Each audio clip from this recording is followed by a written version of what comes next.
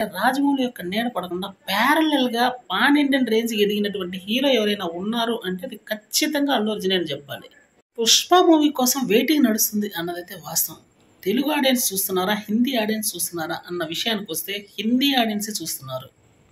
First part చూసినటువంటి Hindi audience ఒక్కసారిగా ఫిదా అయిపోయారు. అందుకనే నేషనల్ అవార్డు వచ్చిందనే చెప్పాలి.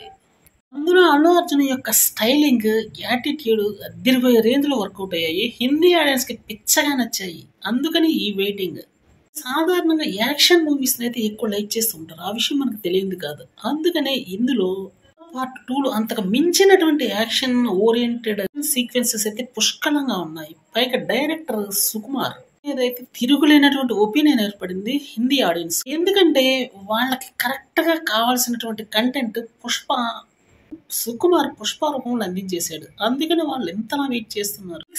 ఈ మూవీని 275 కోట్ల అత్యంత భారీ ధరకు ఓటీటీ ప్లాట్ఫామ్ కోసం తీసుకుందంటే ఈ మూవీ మీద ఉన్నటువంటి ఎక్స్పెక్టేషన్స్ ఏ రేంజ్ లో ఉన్నాయి దీన్ని బట్టి అర్థమవుతుంది. సాదాసీదాగా ఉండే మూవీ కాదు, రికార్డులు బద్దలు కొట్టే మూవీ అని చెప్పాల్సి ఉంటుందనే చెప్పాలి. ఈ మూవీ మీద భారీ స్థాయిలో హైప్ ఏర్పడిందనే చెప్పాలి. ఒక దొంగ క్యారెక్టర్, ఒక స్మగ్లర్ క్యారెక్టర్ లో నటించినటువంటి క్యారెక్టర్ కి గాను నేషనల్ అవార్డు వచ్చిందంటే మూవీ యొక్క పర్ఫార్మెన్స్ ఏ రేంజ్ లో ఉంది, హీరో యొక్క క్యారెక్టర్ ఇంకే రేంజ్ లో ఉంది దీన్ని బట్టి అర్థమవుతుంది.